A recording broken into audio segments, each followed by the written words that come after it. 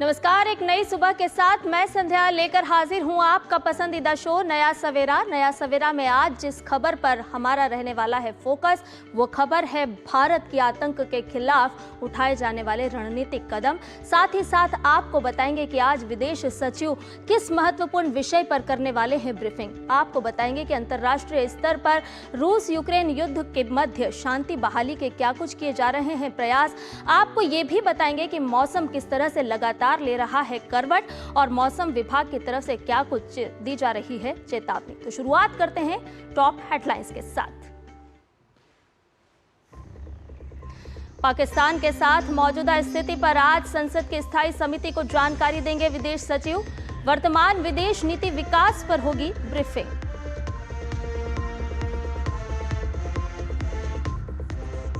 भारत के रक्षा सिद्धांत में महत्वपूर्ण मोड़ साबित हुआ है ऑपरेशन सिंदूर।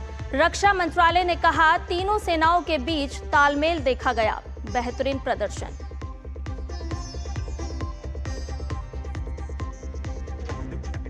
रूस यूक्रेन संघर्ष रोकने के लिए अमेरिकी राष्ट्रपति ट्रंप आज पुतिन और जेलेंस्की से करेंगे फोन पर बात। व्यापार पर भी होगी चर्चा।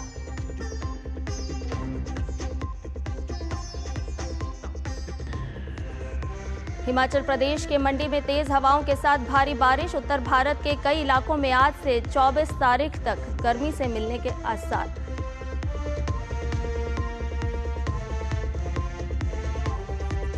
और एनसीसी के पर्वतारोहण दल ने दुनिया की सबसे ऊंची चोटी माउंट एवरेस्ट पर फहराया तिरंगा। सोशल मीडिया एक्स पर तस्वीर साझा करते हुए कहा, ऐतिहासिक क्षण।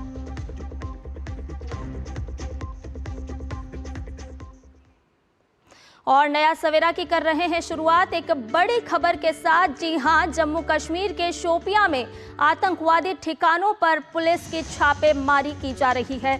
आपको बताएं कि शोपियां में आतंकवादी ठिकानों पर लगातार छापेमारी कार्रवाई की जा रही है। बड़ी संख्या में हथियार और गोला बारूद बरामद किए गए हैं। तो शोपियां में किस तरह से सुरक्षा बलों की बड़ी कार्रवाई की जा रही है। आतंकवादियों के 2 सहयोगियों को गिरफ्तार भी किया गया है। बड़ी संख्या में हथियार और गोला बारूद बरामद किए गए हैं। पिस्तौल, ग्रेनेड और जिंदा कारतूस बरामद किए गए हैं। आतंक के खिलाफ लगातार कार्रवाई जारी है। जम्मू कश्मीर से एक बड़ी खबर आ रही है, जहां के शोपियां में सुरक्षा बलों ने छापेमार कार्रवाई की है और आतंकवादी ठिकानों पर ये छापे मारे गए हैं। बड़ी संख्या में हथियार और गोला बारूद भी बरामद किया गया है। जम्मू कश्मीर के शोपियां से एक बड़ी खबर आ रही है, जहां हथियार और गोला बारूद बरामद किया गया है आतंकवादियों से। साथ ही साथ आतंकवादियों के 2 सहयोगियों को गिरफ्तार भी किया गया। तो ये बड़ी खबर, जहां सुरक्षा बल लगातार कार्रवाई करते हुए नजर आ रहे हैं। आतंक की कमर तोड़ने के लिए सुरक्षा बल लगातार तैनात हैं। जम्मू कश्मीर के शोपियां में आतंकवादियों के खिलाफ बड़ी छापेमार कार्रवाई की गई और जम्मू कश्मीर के शोपियां में आतंकवादी ठिकानों पर छापे मारे गए हैं। तो बड़ी संख्या में हथियार भी बरामद हुए हैं आतंकवादियों से। तो ये एक बड़ी खबर आ रही है जम्मू कश्मीर के शोपियां से, जहां आतंकी ठिकानों को छापेमार कार्रवाई के माध्यम से खंगाला जा रहा है। आतंकियों को गिरफ्तार किया जा रहा है। आतंकियों पर नकेल कसी जा रही है। बड़ी संख्या में गोला बारूद भी बरामद किया गया है इन आतंकी ठिकानों से। जिस तरह से भारत लगातार जीरो टॉलरेंस की नीति के साथ आगे बढ़ रहा है, आतंक को पनपने नहीं दिया जाएगा और उसी कड़ी में लगातार भारत की तरफ से कार्रवाई जारी है। तो जम्मू कश्मीर के शोपियां में सुरक्षा बलों की एक बड़ी कार्रवाई, जहां छापेमारी कार्रवाई के दौरान आतंकी ठिकानों को खंगाला गया, छापेमार कार्रवाई की गई। और आपको बताएं कि बड़ी संख्या में हथियार और गोला बारूद भी बरामद किया गया है। सुरक्षा बलों को एक बड़ी सफलता हाथ लगी है।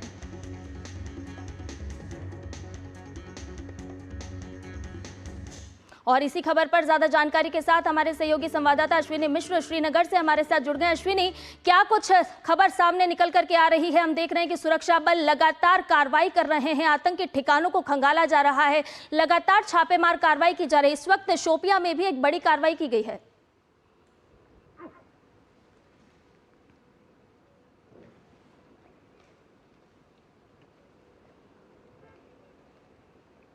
जी, निश्चित तौर से अगर देखें तो ये सेना, अर्धसैनिक बल और शोपियां की एसओजी जो है उसका संयुक्त अभियान था।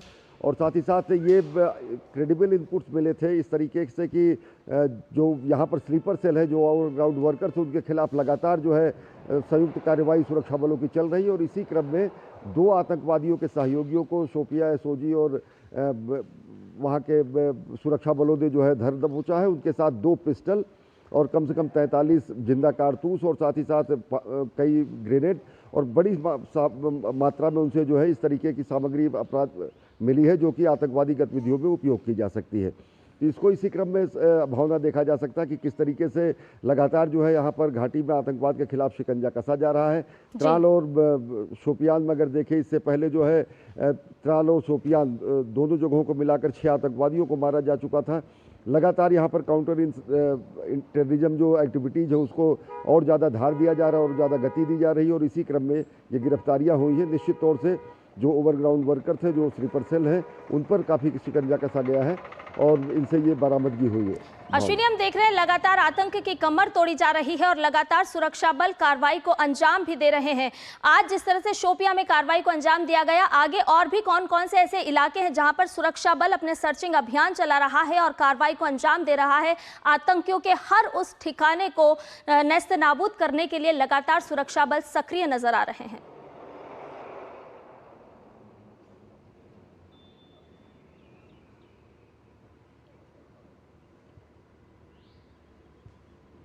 जी, निश्चित तौर से अगर आप देखें तो घाटी में जो चाहे मध्य कश्मीर हो, चाहे उत्तरी कश्मीर हो, दक्षिण कश्मीर हो, इन सारे इलाकों में जो सक्रिय आतंकवादी हैं, आतंकवादियों से संबंधित जो व्यक्ति हैं, उनकी पूरी सूची बनाई गई है। 14 से ज़्यादा आतंकवादियों की सूची जो है पब्लिक डोमेन में बाकायदा डाली जा चुकी है। सुरक्षा बलों ने उनमें से 2-3 आतंकवादियों को ढेर भी कर दिया है।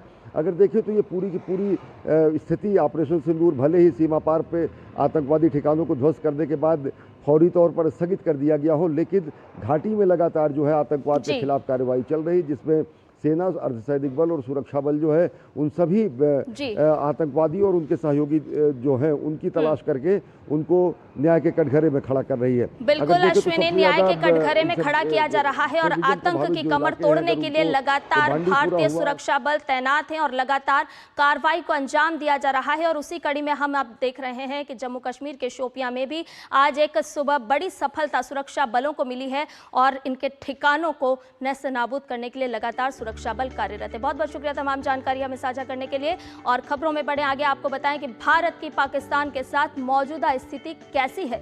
इस विषय पर विदेश सचिव विक्रम मिस्री आज संसद की विदेश मामलों की स्थायी समिति को जानकारी देंगे।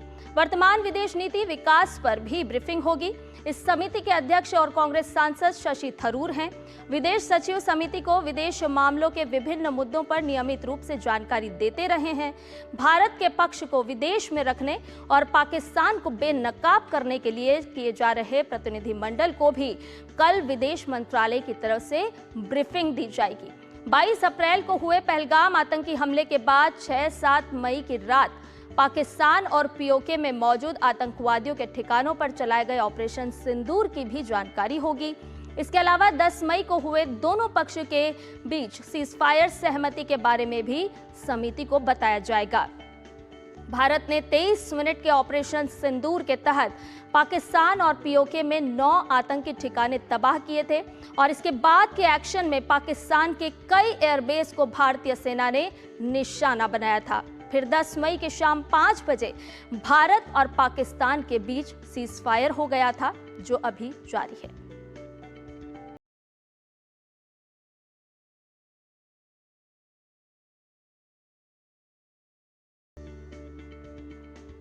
तो वर्तमान विदेश नीति विकास पर आज बेहद ही महत्वपूर्ण ब्रीफिंग होगी और आपको बताएं कि भारत पाक दोनों पक्ष में फिलहाल संघर्ष विराम सीजफायर लागू है।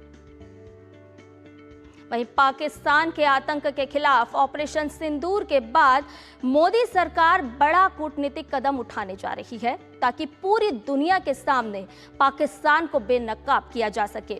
और इसके लिए सरकार की ओर से सभी दलों की टीम बनाकर 7 प्रतिनिधिमंडल बनाया गया है। प्रतिनिधिमंडल को विदेश सचिव विक्रम मिस्री विदेश यात्रा पर जाने से पहले ब्रीफिंग देंगे। 7 प्रतिनिधि मंडलों को 2 चरणों में ब्रीफिंग दी जाएगी। भारतीय डेलीगेशन की ये यात्रा 23 से 25 मई के बीच शुरू होने की संभावना है। शशि थरूर की अगुवाई वाला दल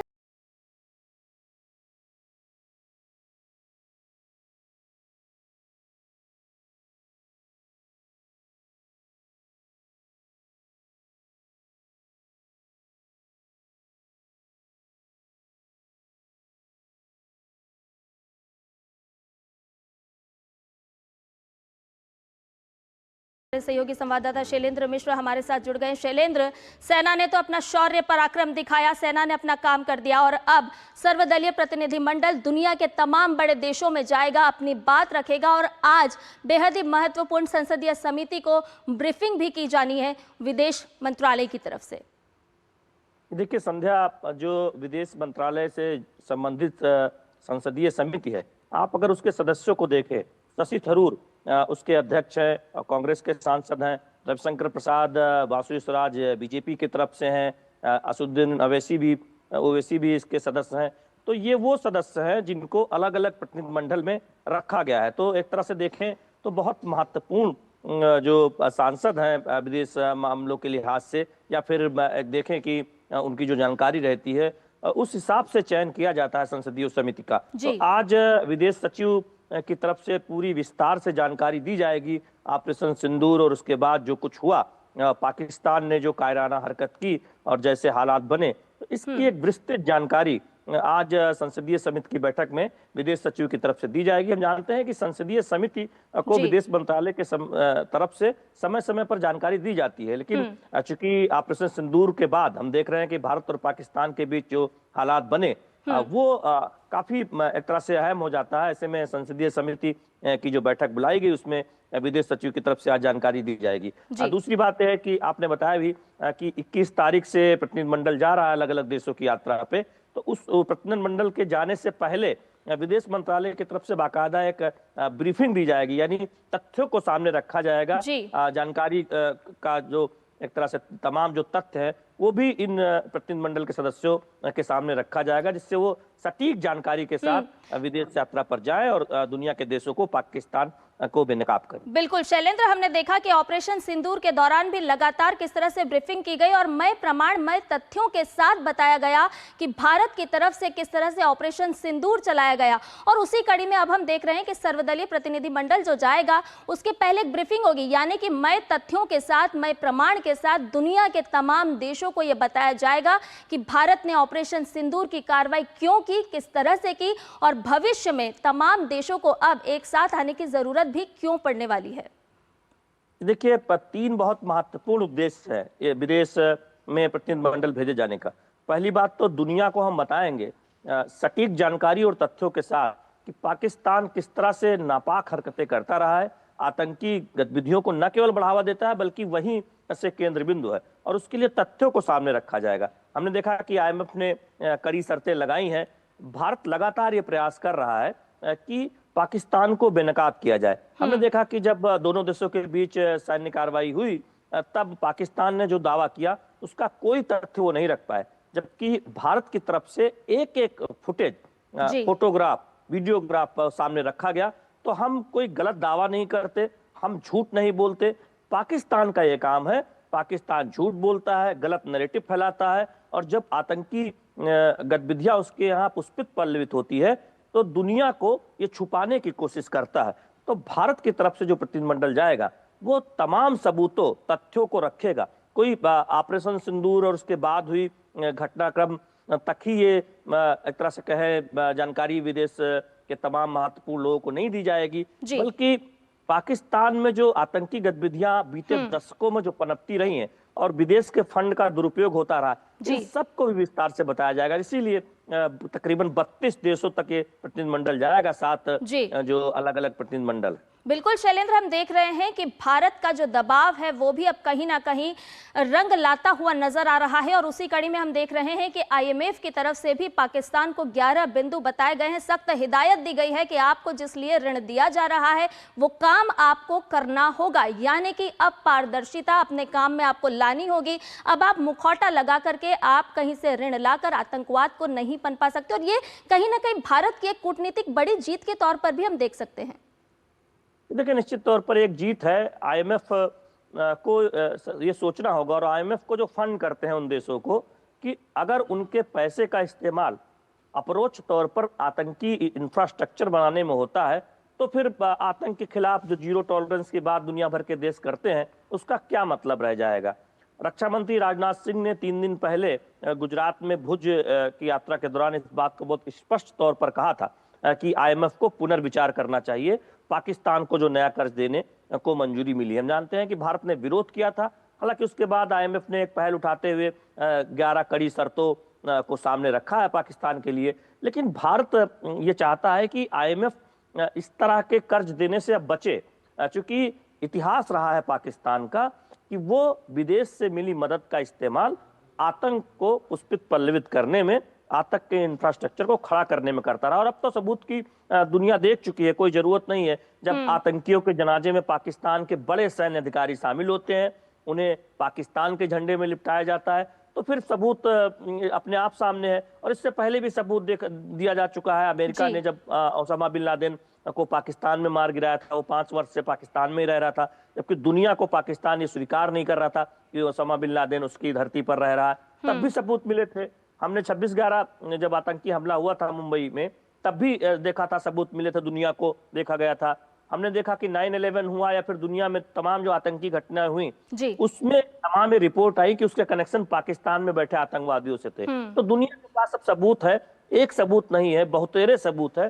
कार्रवाई करनी है, पाकिस्तान को सिर्फ हिदायत नहीं देनी है, पाकिस्तान को यह स्पष्ट संदेश देना है कि आतंक की नीति से वो दूर हो जाए, नहीं तो उसका वही हश्र होगा जो आतंकियों का होता है। बिल्कुल शैलेंद्र, आतंक के खिलाफ भारत जिस तरह से लगातार कदम उठा रहा है और जिस तरह से अब सर्वदलीय प्रतिनिधि मंडल दुनिया के तमाम बड़े देशों में जाएगा, तथ्यों को रखा जाएगा, प्रमाण रखे जाएंगे, उससे कहीं ना कहीं एक रास्ता, एक राह बनती हुई भी नजर आ रही है कि संयुक्त राष्ट्र में जब भी भारत अपना प्रतिनिधित्व करेगा, तो कहीं ना कहीं एक बड़े प्रस्ताव के तौर पर आतंक की कमर किस तरह से तोड़ी जा सकती है, उसको लेकर दुनिया के तमाम देश भारत के साथ खड़े हुए नजर आएंगे।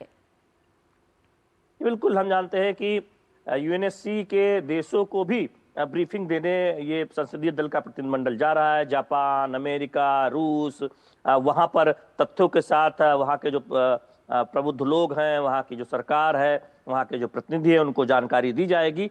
तो भारत दुनिया को ये बता रहा है कि पाकिस्तान में जो आतंकी घटनाएं हैं वो किस तरह से इसलिए नहीं हो रही हैं क्योंकि वहां कुछ आतंकवादी रहते हैं, इसलिए हो रही हैं क्योंकि सेना पाकिस्तान की जो है या पाकिस्तान की जो सरकार है वो उसको स्पॉन्सर करती है, वो उसको मदद करती है और वो ट्रेनिंग देती है। यानी दुनिया में आतंक की फैक्ट्री का केंद्र बिंदु पाकिस्तान है। तो ये बात बताने की कोशिश होगी। हम जानते हैं कि भारत लगातार सुरक्षा परिषद में, संयुक्त राष्ट्र में पाकिस्तान की जो नापाक हरकतें हैं, पाकिस्तान का जो काराना हरकतें हैं या आतंकी गतिविधियों को समर्थन देने की बात है, उसको उठाता रहा और तथ्यों के साथ ये बात कहता रहा है। तो निश्चित तौर पर न केवल दुनिया भर के देश, उम्मीद यही है कि जो सुरक्षा परिषद के देश हैं वो भी इस बात को समझेंगे, अमेरिका हो, जापान हो, रूस हो, वो इस बात को समझेंगे कि पाकिस्तान पर बड़ी कार्रवाई का वक्त आ गया है, सांकेतिक कार्रवाई का कोई मतलब नहीं। बिल्कुल शैलेंद्र, क्योंकि आतंक जो है वो केवल भारत के लिए ही समस्या नहीं है, बल्कि हम देख चुके हैं कि प्रधानमंत्री नरेंद्र मोदी ने साफ तौर पर कहा था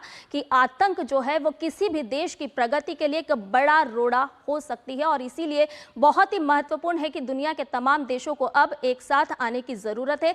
आतंक की कमर तोड़ने के लिए, आतंक को घुटनों पर लाने के लिए बहुत ही जरूरत है। बहुत बहुत शुक्रिया शैलेंद्र, तमाम जानकारी हमसे साझा करने के लिए। और नया सवेरा में फिलहाल रुकने एक छोटे से ब्रेक के लिए तुरंत हाजिर होंगे।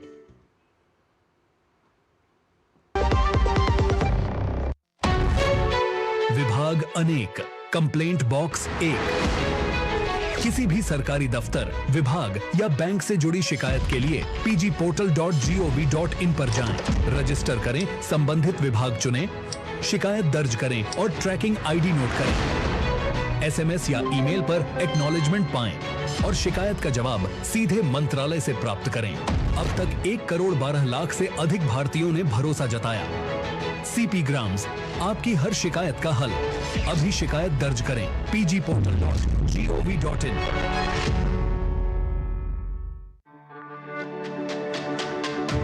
मेरी पसंद। मेरी पसंद। मेरी पसंद। मेरी पसंद। हमारी पसंद। हम सबकी पसंद। मजबूत देश का मजबूत सरिया हो गया स्टील। बच्चों को सर्टिफिकेट मिले तो कितना अच्छा लगता है ना। और अगर आपके आटे को भी मिले तो गेहूं की क्वालिटी, आटे की शुद्धता, रोटी की सॉफ्टनेस के लिए सर्टिफिकेट अगर होता तो है ना।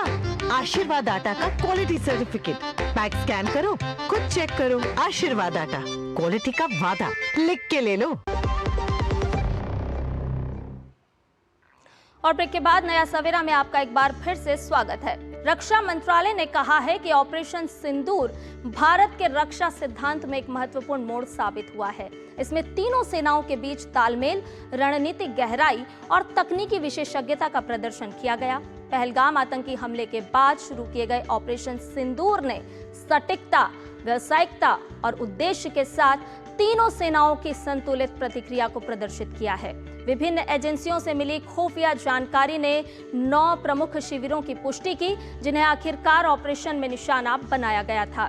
भारत की जवाबी कार्रवाई सावधानीपूर्वक बनी योजना और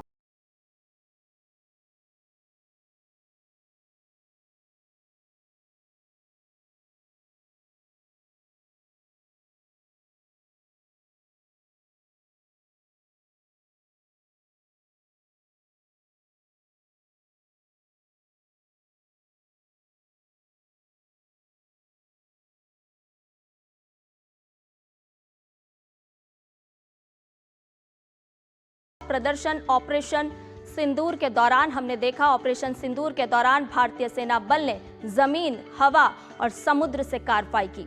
इस दौरान भारतीय सेना, वायुसेना और नौसेना ने आपसी तालमेल का उम्दा प्रदर्शन किया। भारतीय वायुसेना ने पाकिस्तान में आतंकी ढांचे के खिलाफ सटीक हमले करने में अहम भूमिका निभाई। इसने नूर खान एयरबेस और रहीमयार खान एयरबेस जैसे लक्ष्यों पर बेहद असरदार हवाई ऑपरेशन किए। वायुसेना का मजबूत हवाई रक्षा वातावरण सीमा पार से जवाबी ड्रोन और यूएवी हमलों के दौरान भारतीय हवाई क्षेत्र की रक्षा करने में महत्वपूर्ण साबित हुआ। स्वदेशी रूप से विकसित सतह से हवा में मार करने वाली मिसाइल प्रणाली आकाश का सफलतापूर्वक इस्तेमाल किया गया। साथ ही पिकोरा और ओएसए को एक लेयर डिफेंस ग्रिड में प्रभावी ढंग से तैनात किया गया। इंडियन एयरफोर्स की इंटीग्रेटेड एयर कमांड और कंट्रोल सिस्टम ने एयर एसेट्स के रियल टाइम कोऑर्डिनेशन को सक्षम बनाया और इससे भारतीय सेना हवाई खतरों को कुशलतापूर्वक बेअसर कर सकी और पूरे संघर्ष के दौरान नेट सेंट्रिक ऑपरेशंस को बनाए रख सकी। इसके साथ ही भारतीय सेना ने रक्षात्मक और आक्रामक दोनों भूमिकाओं में अपनी तैयारी और प्रभावशीलता का प्रदर्शन किया।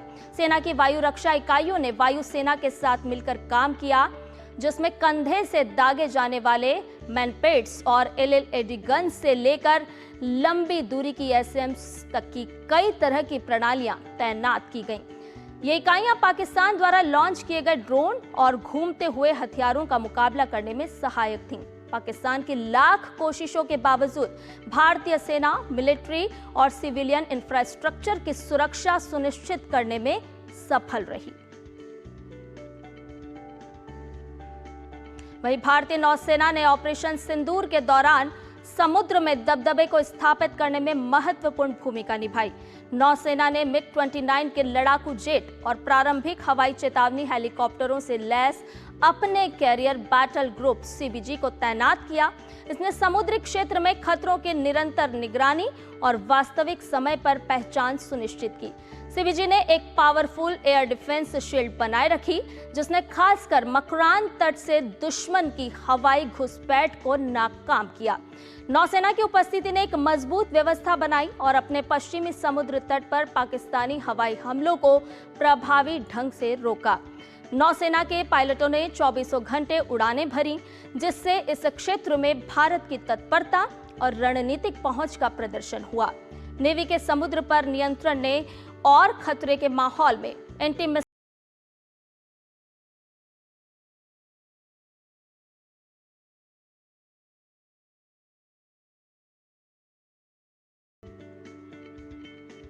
वहीं विदेश मंत्री डॉक्टर एस जयशंकर आज से नीदरलैंड, डेनमार्क और जर्मनी की आधिकारिक यात्रा पर रवाना होंगे। विदेश मंत्रालय के बयान के अनुसार यात्रा के दौरान विदेश मंत्री तीनों देशों के शीर्ष नेतृत्व से मिलेंगे और अपने समकक्षों के साथ द्विपक्षीय संबंधों और आपसी हित के क्षेत्रीय और वैश्विक मामलों के संपूर्ण पहलुओं पर चर्चा करेंगे। ये यात्रा ऐसे समय में हो रही है जब भारत सक्रिय रूप से यूरोप में अपनी पहुंच को मजबूत कर रहा है, जिसमें व्यापार, निवेश, डिजिटल सहयोग, जलवायु कार्रवाई और साझा सुरक्षा चिंताओं पर जोर दिया जा रहा है। उनकी बैठकों में भू राजनीतिक घटनाक्रम, वैश्विक आर्थिक चुनौतियों और बहुपक्षीय मंचों पर समन्वय सहित कई मुद्दों पर चर्चा होने की उम्मीद है।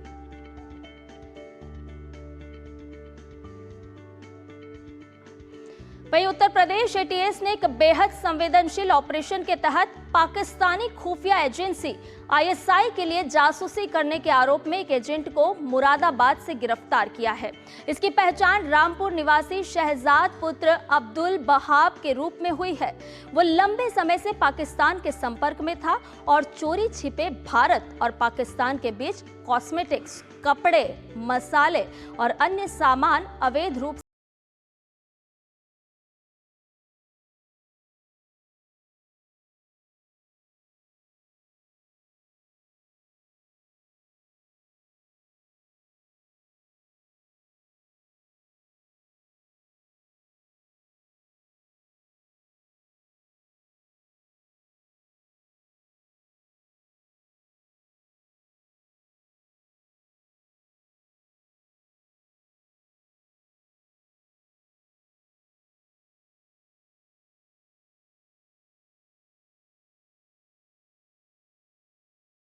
साझा की जा रही थी इस आरोपी के द्वारा।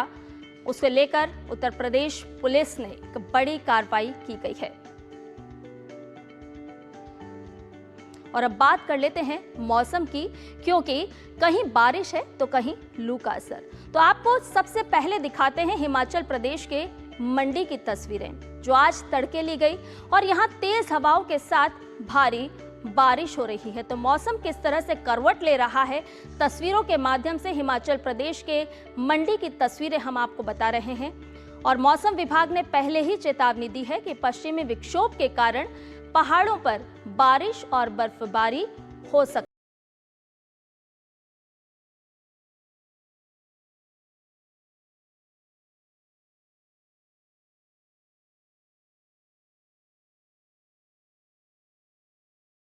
वहीं मौसम विभाग ने कर्नाटक, कोंकण, गोवा, लक्षद्वीप और केरल में 24 मई तक भारी से बहुत भारी वर्षा होने की आशंका जताई है। वहीं पूर्वोत्तर भारत में 24 मई तक अरुणाचल प्रदेश, असम, मेघालय, त्रिपुरा, नागालैंड, सिक्किम और असम के कुछ स्थानों पर बहुत भारी वर्षा होने की आशंका है। इसके साथ ही पंजाब और पश्चिम बंगाल में अगले 5 से 6 दिनों के दौरान गरज और बिजली के साथ भारी से बहुत अधिक वर्षा हो सकती है। मौसम विभाग ने छत्तीसगढ़, तटीय आंध्र प्रदेश, पूर्वी राजस्थान, हरियाणा, चंडीगढ़, मध्य प्रदेश, दिल्ली और उत्तराखंड के अलग अलग स्थानों पर बिजली और तेज हवाओं के साथ आंधी आने की संभावना जताई है। इसके अलावा हिमाचल प्रदेश और उत्तराखंड में अगले 2 दिन ओलावृष्टि और बारिश की भी संभावना है। पश्चिमी राजस्थान में 22 मई तक लू चलने का अनुमान जताया गया है।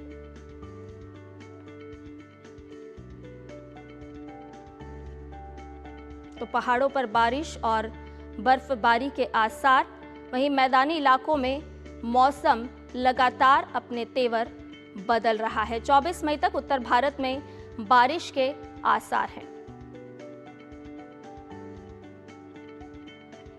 और ज्यादा जानकारी के साथ दिल्ली से हमारे संवाददाता तापस हमारे साथ जुड़ गए हैं, वहीं जयपुर से लक्ष्य आर्य भी हमारे साथ जुड़ गए हैं। पहले तापस का रुख करते हैं। तापस, दिल्ली का मौसम क्या कुछ कह रहा है? लगातार मौसम करवट लेता हुआ नजर आ रहा है। वहीं मौसम विभाग की अगर चेतावनी की बात करें तो क्या कुछ मौसम विभाग के द्वारा खास तौर पर दिल्ली के लिए कहा जा रहा है?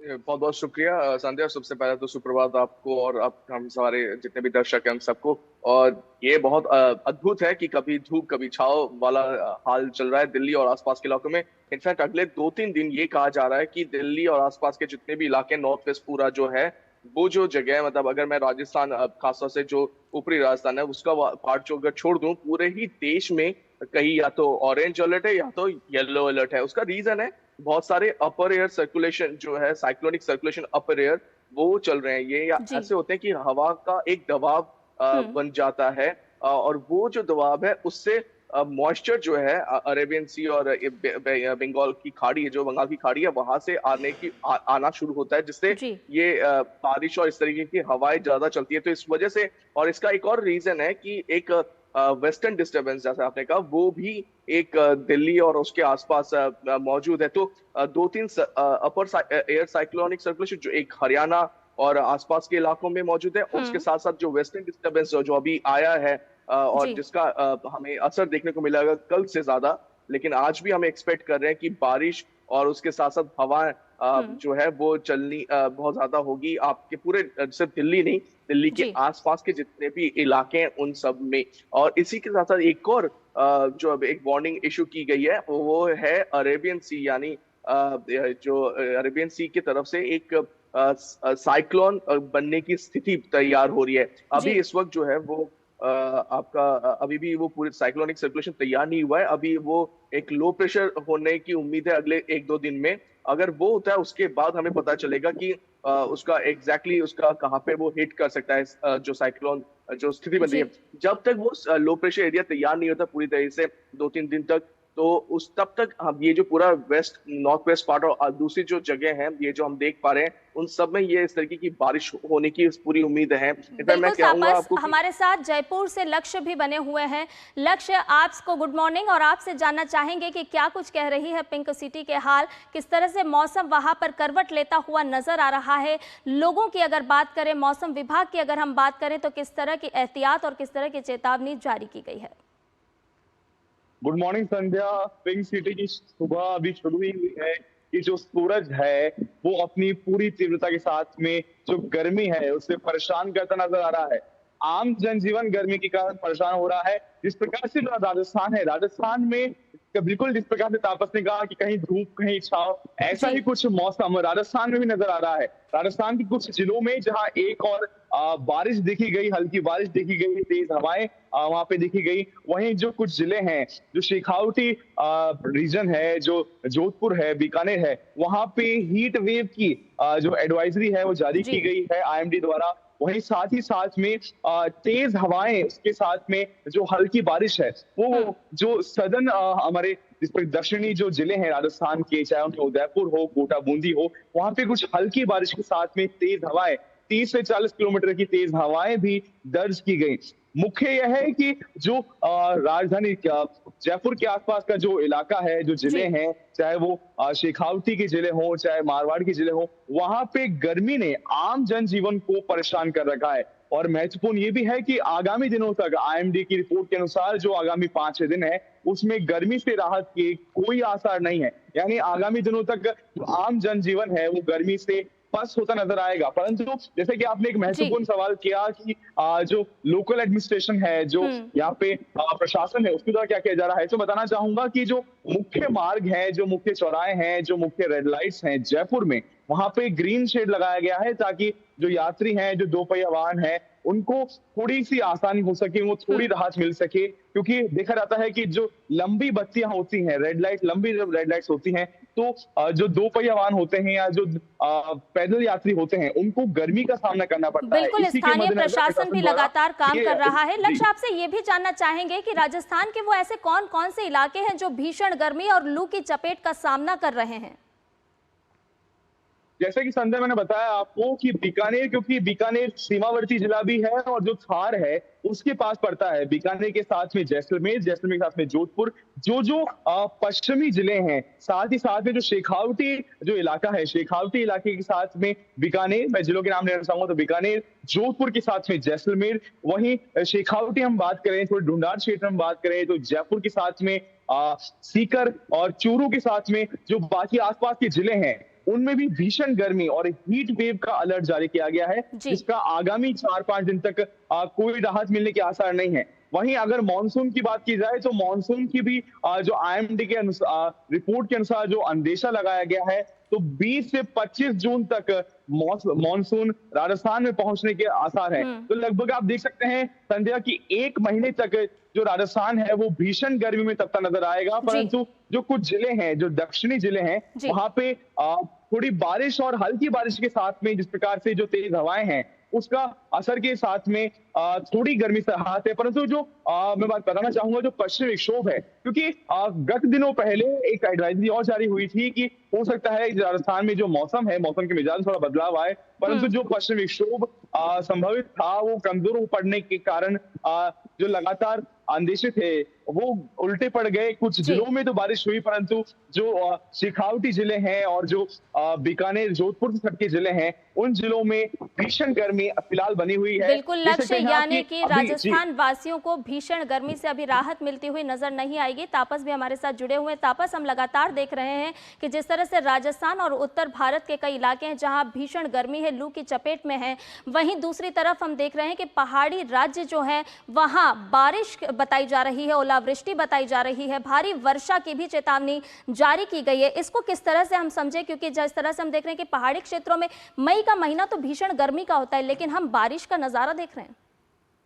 देखिए, सबसे पहले तो मैं आपको एक चीज समझाने की कोशिश करता हूँ कि ये पहाड़ी इलाका कहिए या ये जो नॉर्थ वेस्ट पार्ट जो जहाँ पे अभी आर्या भी है और दिल्ली और आसपास के इलाके, ये यहाँ पे मॉनसून उतना मैटर नहीं करता। यहाँ पे ज्यादातर जैसे आपने कहा पश्चिमी विक्षोभ जो है, वेस्टर्न डिस्टर्बेंस, उसका बहुत ज्यादा इन्फ्लुएंस रहता है। उसके अलावा जैसे मैंने कहा, एक अपर एयर साइक्लोनिक सर्कुलेशन जो बनता है, जो हवा को बेसिकली ऊपर और नीचे के जो है लेवल पे वो हवा का दबाव बनता है, जिससे बारिश या फिर जो वेदर चेंज होता है वो इस तरीके से होता है। आजकल हम ज्यादा देख पा रहे हैं कि थोड़ा ज्यादा इसमें एक चेंजेस है, लेकिन जब भी ऐसा पश्चिमी विक्षोभ होता है, हमने देखा है कि अब जैसे बात भी चल रही है कि हिमाचल प्रदेश और उसके आसपास के इलाकों में बारिश या ओलावृष्टि होने की भी आसार है। और ये पहले से बताया जा रहा है, ऐसा नहीं कि पहले बताया जा रहा है। 2-3 दिन पहले भी हमने देखा दिल्ली और आसपास के इलाकों में जिस तरीके से बारिश हुई थी। और ये दिल्ली और आसपास का हमेशा जो इलाका है वो सबसे ज्यादा इंपैक्ट करता है वेस्टर्न डिस्टर्बेंस से। बारिश जो मानसून की बारिश जो बात भी हो रही है वो अभी भी शायद 1 महीना है यहाँ पे दिल्ली में भी आने में। जो अभी इस वक्त जो मानसून है वो केरला में भी थोड़े 1-2 दिन में आने की उम्मीद है, लेकिन वो 1 हफ्ता 10 दिन पहले आ रहा है मानसून। तो एक्सपेक्ट कर रहे हैं कि दिल्ली में भी आएगा जल्दी, लेकिन बाय द टाइम वो दिल्ली में आता है, तब तक आता है दिल्ली में, तब तक उसकी जो तीव्रता होती है, उसका जो एक दबाव होता है वो बहुत कम हो जाता है। तो नॉर्थ वेस्ट पार्ट जो है पूरा, वहां पे इसका इम्पैक्ट उतना ज्यादा नहीं होता। इसका सबसे ज्यादा इम्पैक्ट पड़ता है या फिर कई अरेबियन सी या फिर बे ऑफ बंगाल में जब कोई एक सिस्टम तैयार होता है, उससे जब हवा आती है, वो ईस्टर्ली कहिए या वेस्टर्ली कहिए, उससे दिल्ली और आसपास के इलाकों में हमने देखा कि इम्पैक्ट ज्यादा नजर आता है। और हाँ, ये बात तो उसमें कोई दो राय नहीं है कि क्लाइमेट चेंज हो रहा है और उसका असर जो है हम देख पा रहे हैं पूरे नॉर्थ वेस्ट पार्ट में, पूरे दूसरे अलग अलग जगहों पे भी। अब देखिए पूरे के पूरे, अगर मैं आपको मैप दिखाऊं, अगर जो आईएमडी ने मैप इशू किया है, अगर उस मैप के हिसाब से अगर मैं बताऊं आपको, तो पूरा का पूरा ये जो पूरा आप देख पा रहे हैं जो पूरा मैप है, 1-2 जगह को छोड़ के सब जगह पे येलो या फिर ऑरेंज अलर्ट है। ये बताता है कि एक सिस्टम नहीं है, यहाँ पे 4-5 सिस्टम ऐसे तैयार हुए हैं। कुछ पूरा जैसे मैंने कहा आपको, वेस्टर्न डिस्टर्बेंस का एक पूरा ट्रो बना है, ट्रो यानी पूरा लाइन तैयार हुआ है। उस लाइन के आसपास जितने भी स्टेट्स हैं, जितने भी जगह हैं, उन सब पे बारिश या फिर जो हवा चलने की वो तैयार हो रही है। एक अपर सर्कुलेशन जो बता रहा हूं मैं, उसकी वो भी 3-4 तैयार हुए आसपास, वहां पे भी इस वजह से हो रहा है। हवा जो आपकी समुद्र से आ रही है उससे भी ये हो रहा है। और जैसे मैंने कहा कि एक साइक्लोन की स्थिति जो है वो तैयार हो रही है। बिल्कुल तापस, यानी कि अलग अलग सिस्टम तैयार हुए हैं और यही वजह है कि कहीं पर लू के थपेड़े हैं तो कहीं पर हम देख रहे हैं कि बारिश भी हो रही है। बहुत बहुत शुक्रिया लक्ष्य आर्य और तापस, आप दोनों का ही हमारे दर्शकों से तमाम जानकारी साझा करने के लिए। और खबरों में बढ़ते हैं आगे, आपको बताएं कि इलाहाबाद हाईकोर्ट आज संभल जिले में जामा मस्जिद और हरिहर मंदिर के बीच चल रहे विवाद में एक सिविल रिवीजन पिटीशन पर अपना फैसला सुना सकती है। इससे पहले हाईकोर्ट ने 13 मई को सुनवाई के दौरान अपना फैसला सुरक्षित रख लिया था। मस्जिद कमेटी ने याचिका के जरिए सिविल कोर्ट के आदेश को चुनौती दी है। जस्टिस रोहित रंजन अग्रवाल ने पिछली सुनवाई के दौरान मस्जिद कमेटी की ओर से पेश वकीलों, मंदिर पक्ष की ओर से हरिशंकर जैन और भारतीय पुरातत्व सर्वेक्षण के वकील की दलीलें सुनने के बाद अपना फैसला सुरक्षित रख लिया था। इससे पहले 5 मई को एएसआई के वकील ने अपना जवाबी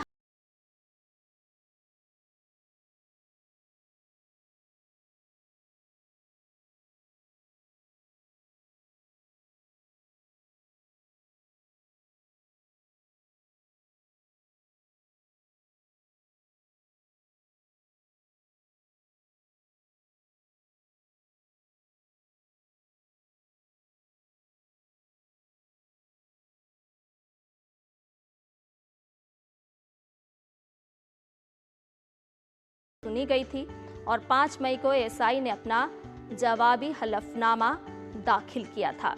इलाहाबाद हाईकोर्ट में आज इस मामले को लेकर सुनवाई होगी। वहीं ऑपरेशन सिंदूर पर आपत्तिजनक टिप्पणी करने वाले सोनीपत की अशोका यूनिवर्सिटी के एसोसिएट प्रोफेसर अली खान महमूदाबाद को दिल्ली के ग्रेटर कैलाश से गिरफ्तार कर लिया गया है। प्रोफेसर ने कर्नल सोफिया कुरैशी और विंग कमांडर व्योमिका सिंह पर भी आपत्तिजनक टिप्पणियां की थी। प्रोफेसर अली खान के खिलाफ राय थाना में 2 अलग अलग एफआईआर दर्ज की गई हैं। पहली एफआईआर जठेड़ी गांव के सरपंच की शिकायत पर हुई है, वहीं दूसरी एफआईआर हरियाणा महिला आयोग की चेयरपर्सन रेणु भाटिया की शिकायत पर दर्ज की गई है।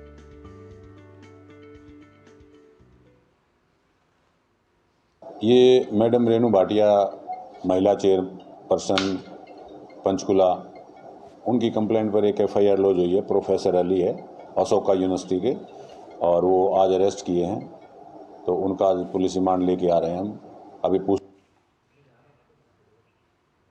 और नया सवेरा में फिलहाल रुकने एक छोटे से ब्रेक के लिए, लेकिन ब्रेक के बाद जब लौटेंगे तो आपको बताएंगे अखबारों की सुर्खियों के बारे में।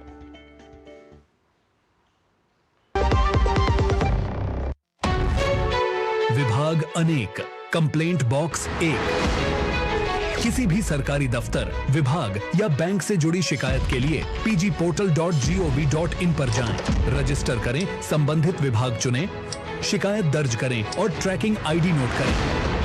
एसएमएस या ईमेल पर एक्नॉलेजमेंट पाएं और शिकायत का जवाब सीधे मंत्रालय से प्राप्त करें। अब तक 1 करोड़ 12 लाख से अधिक भारतीयों ने भरोसा जताया।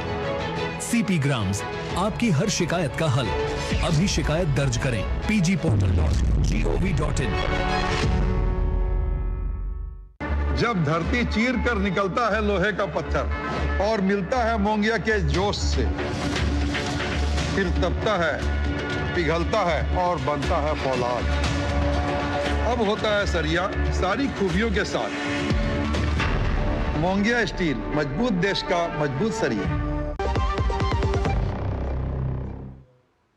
और ब्रेक के बाद नया सवेरा में आपका एक बार फिर से स्वागत है और अब बारी है हमारे खास सेगमेंट अखबारों की सुर्खियां जानने की।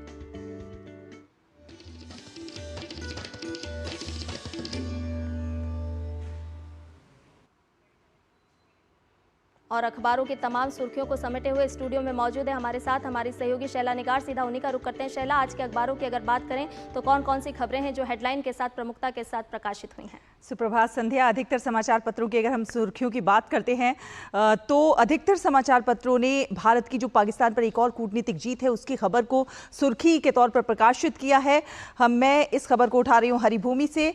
फ्रंट पेज पर है ये, आईएमएफ से अब आसानी से नहीं मिलेगा पैसा, ऋण के लिए सामने रखी है 11 और नई शर्तें। जी हाँ, पहलगाम आतंकी हमले के बाद भारत की ओर से जो कार्रवाई हुई, सिंदूर ऑपरेशन सिंदूर की कार्रवाई में पाकिस्तान के कई आतंकी प्रशिक्षण शिविरों और उनके ठिकानों को भारत ने निशाना बनाकर आतंकियों की जिस तरह से नाक में दम कर दिया है, भारत का लगातार जो है ये प्रयास रहा है कि पाकिस्तान को विश्व की कई जो वित्त पोषित एजेंसियां हैं उनसे विकास के नाम पर ऋण ना मिल सके, क्योंकि पाकिस्तान के रक्षा मंत्री सहित कई और भी जो अन्य नेता हैं वो इस बात को स्वीकार कर चुके हैं कि उनका देश जो है लंबे समय से आतंक की पनाहगाह रहा है, आतंक को पनाह दी जाती है वहां पर। उन्होंने अपने देश में आतंक और उनके आकाओं को पाला पोसा है।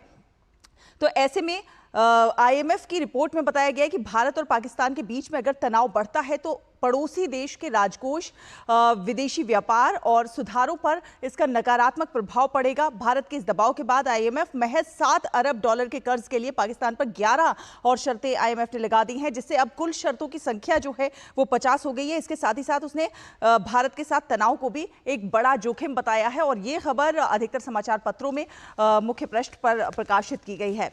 एक और खबर का रुख करते हैं।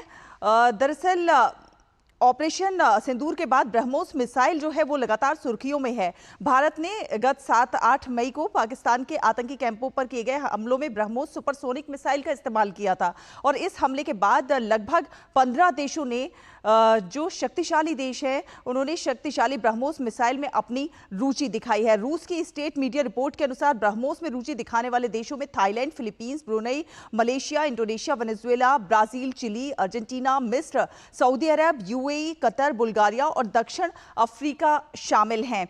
तो ब्रह्मोस की कई एक खासियत है, जल, थल और नभ में लक्ष्य भेदने में माहिर है ब्रह्मोस मिसाइल और खतरा भापते ही रास्ता भी बदल सकती है। तो कई देश इसीलिए ब्रह्मोस मिसाइल की शक्ति को समझ रहे हैं और उसको पाना चाहते हैं। एक अन्य खबर का रुख करेंगे।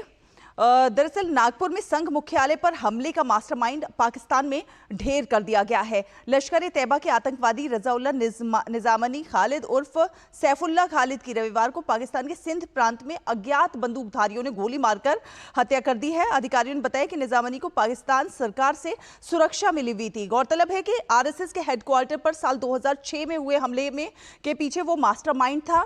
नागपुर में हमले की साजिश रचने के अलावा लश्कर का यह आतंकवादी 2005 में बेंगलुरु में इंडियन इंस्टीट्यूट ऑफ साइंस पर हुए हमले में और 2008 में उत्तर प्रदेश के रामपुर में CRPF कैंप पर हुए आतंकवादी हमले में भी शामिल था। अन्य खबर का रुख करेंगे।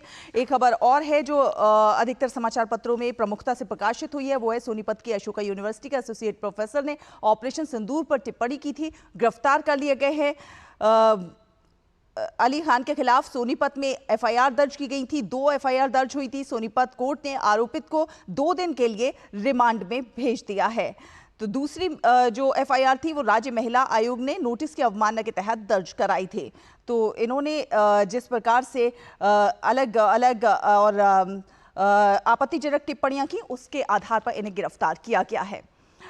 एक और खबर का रुख करते हैं। प्रधान न्यायाधीश ने दिया है संविधान के सम्मान पर जोर, कहा है कि सभी स्तंभों को मिलकर काम करने की जरूरत है। प्रधान न्यायाधीश BR गवई ने रविवार को इस बात पर जोर दिया कि ना तो न्यायपालिका और ना ही कार्यपालिका बल्कि देश का जो संविधान है वही सर्वोच्च है और इसके जितने भी स्तंभ हैं उन सभी को आपस में मिलकर काम करना चाहिए। उन्होंने कहा कि उन्हें खुशी है कि देश न केवल मजबूत हुआ है बल्कि सामाजिक और आर्थिक मोर्चों पर भी विकास की जो बयार है वो साफ नजर आ रही है और ये विकसित भारत अब नजर आ रहा है।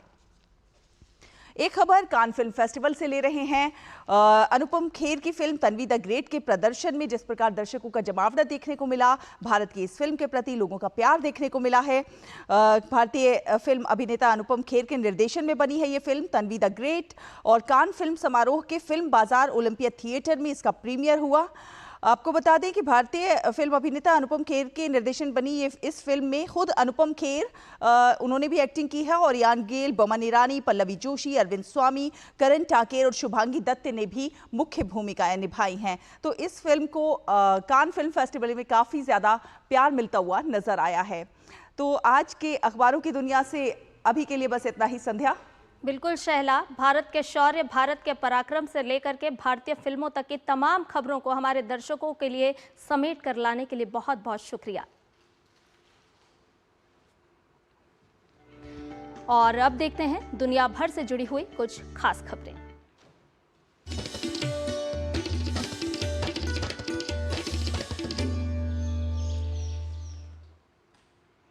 पूर्व अमेरिकी राष्ट्रपति जो बाइडेन को प्रोस्टेट कैंसर हो गया है। उनके कार्यालय की तरफ से ये जानकारी बयान में दी गई है कि कैंसर बाइडेन की हड्डियों तक फैल गया है और इसके इलाज के लिए विकल्पों की समीक्षा की जा रही है।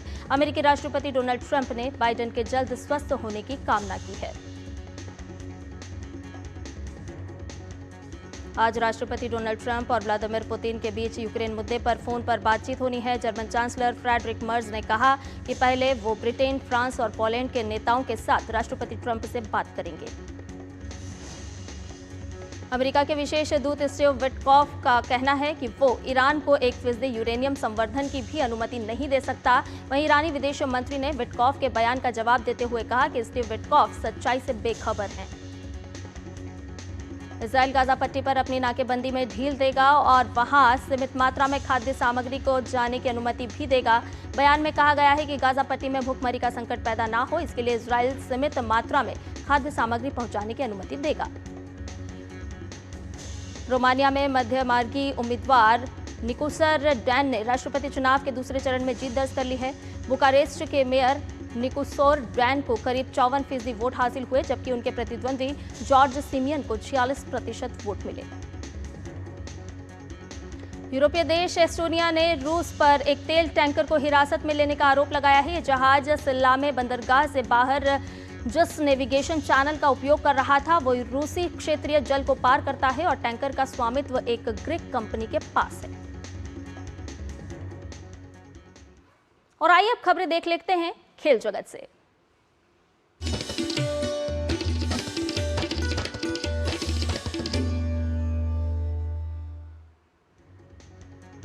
आज से भारत के समुद्र तटों का पहले खेलो इंडिया बीच गेम्स की शुरुआत होगी, जिसमें देश भर से 1000 से अधिक एथलीट हिस्सा लेंगे। खिलाड़ी 6 दिनों तक 6 पदक स्पर्धाओं और 2 प्रदर्शनी खेलों में हिस्सा लेंगे। इन खेलों का समापन शनिवार को होगा। इंडियन प्रीमियर लीग के 18वें सीजन में आज लखनऊ सुपर जॉयंट्स का सामना सनराइजर्स हैदराबाद से होगा। यह मुकाबला लखनऊ के इकाना स्टेडियम में शाम 7:30 बजे से खेला जाएगा। दोनों टीमें इस सीजन में दूसरी बार आमने सामने होंगी।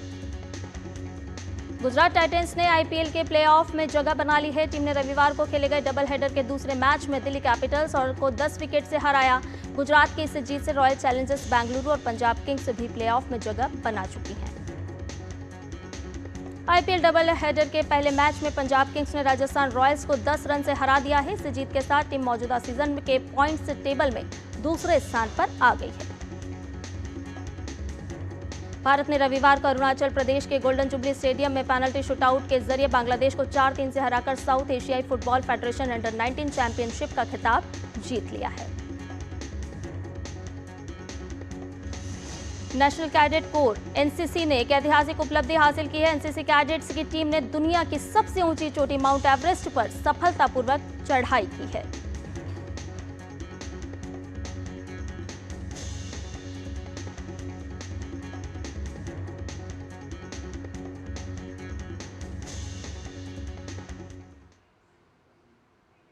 और अब खबर कान फिल्म फेस्टिवल से जुड़ी हुई। जी हां, कान फिल्म महोत्सव के वैश्विक मंच पर भारतीय सिनेमा भी अपना जादू बिखेर रहा है। यहां मराठी फिल्मों की धूम मची हुई है। सरकार की नई संस्कृति नीति और सिंगल विंडो शूटिंग परमिशन जैसी योजनाएं फिल्म उद्योग को और भी रफ्तार दे रही है। कान में स्वतंत्र फिल्म निर्माताओं को अंतर्राष्ट्रीय निर्माताओं, वितरकों और फिल्म निर्देशकों से संवाद स्थापित करने का एक अनोखा अवसर मिला है। इसी उद्देश्य से महाराष्ट्र भी कान फिल्म फेस्टिवल पहुंचा है। मराठी सिनेमा के लिए ये एक बेहद महत्वपूर्ण मौका है, जहां 4 नई फीचर फिल्मों स्थला मैच, स्नो फ्लावर, खालिद का शिवाजी और ओल्ड फर्नीचर को कान फिल्म फेस्टिवल के फिल्म मार्केट में प्रदर्शित किया जा रहा है। ये लगातार 10वां वर्ष है जब मराठी सिनेमा ने इस प्रतिष्ठित मंच पर अपनी मजबूत उपस्थिति दर्ज कराई है। मेरी 2 फिल्में इस बार यहाँ पर इस फेस्टिवल में है। द स्नो फ्लावर, जिसका पोस्टर आप अभी देख रहे हैं, जिसको मैंने साइबेरिया में शूट किया था, और दूसरी मेरी फिल्म है पारो, जो बहुत हार्ड हिटिंग फिल्म है और जो बहुत एक अच्छे मुद्दे को उठाती है। दोनों फिल्मों का स्क्रीनिंग हो चुका है और बहुत ही जो रिस्पांस मिला है उससे पता चला कि जो मेहनत की थी, जो काम किया था, लोगों तक पहुंच रहे हैं और जैसा चाहता था वैसा पहुंच रहा है। महाराष्ट्र सरकार और फिल्म सिटी मुंबई के सहयोग से ये पहल युवा फिल्मकारों को वैश्विक मंच से जोड़ने की दिशा में एक ठोस कदम है। यहाँ उन्हें अंतर्राष्ट्रीय नेटवर्किंग का मौका मिल रहा है। महाराष्ट्र में दादा साहब चित्रनगरी है, वहाँ चित्रनगरी में बहुत सारे शूटिंग्स होते हैं। सबसे ज्यादा हॉलीवुड उसके बहुत बड़े नायक जो है उनकी शूटिंग्स मुंबई में हो गई है, उसको लार्ज कर रहे हैं, उसकी डेवलपमेंट कर रहे हैं। Marathi films with their content, they are coming to Cannes for so many years. This year we have brought 4 films. These newcomers, filmmakers, they are getting monetary support, moral support and very big hand from Maharashtra government. अपने content driven और स्थानीय कहानियों से प्रेरित Marathi cinema अब वैश्विक मंच पर अपनी अलग पहचान बना रहा है। कांस फिल्म फेस्टिवल में महाराष्ट्र की ये पहल न केवल नई प्रतिभाओं को मंच देती है, बल्कि भारत के सिनेमा की सांस्कृतिक विविधता को भी दुनिया के सामने लाती है। यहाँ पर 20 मई तक मराठी फिल्मों को अंतर्राष्ट्रीय बाजार में प्रमोट करने का काम किया जाएगा। भारत के सुदूरवर्ती जगहों से आई कहानियां यहाँ कान में सभी का दिल छू रही हैं। कान फिल्म मार्केट में भारतीय फिल्मों की स्क्रीनिंग हो रही है, हाउसफुल स्क्रीनिंग हो रही है और वो खासी सराहना भी बटोर रही हैं। यकीनन वैश्विक सिनेमा के इस महाकुंभ ने भारत ने एक बार फिर ये साबित किया है कि कहानियां सिर्फ बनती नहीं, गूंजती हैं। कैमरा पर्सन सुमित के साथ जया सिन्हा, डीडी न्यूज के लिए कान। और नया सवेरा में अब बात कर लेते हैं मौसम के मिजाज की और आपको बताते हैं आपके शहर का न्यूनतम और अधिकतम तापमान।